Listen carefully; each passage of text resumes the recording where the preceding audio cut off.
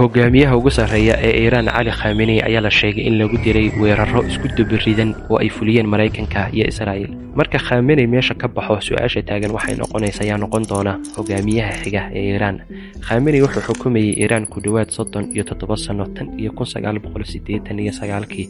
Wuxuu haystay awoodda ugu sarreysay ee militariga, garsoorka iyo siyaasadda dowladeed ee Jamhuuriyadda Islaamiga ah ee Iiraan. haddii uu baxo, Iiraan waxa ay wajahaysaa faaruq awoodeed oo weyn.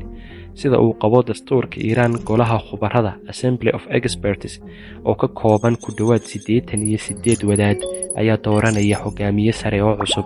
Hase yeeshee ma jiro qof si cad loogu heshiiyey inuu bedelo. Warar kalena waxay sheegayaan jahwareer gudaha ahi inuu jiro. Sirdoonka Mareykanka ayaa la sheegay inuu saadaaliyey in haddii Khamenei meesha ka baxo, hogaamiye militari oo adag oo u badan inuu ka yimaado ciidanka ilaalada kacaanka Islaamiga ah ee Iiraan uu la wareegi karo talada.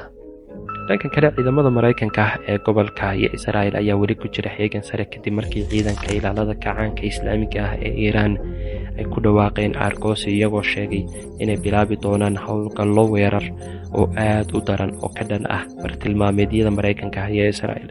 sidaasi darteed, toddobaadyada soo socda ee loolanka siyaasadeed waxay noqon karaan kuwo go'aaminaya mustaqbalka Iiraan.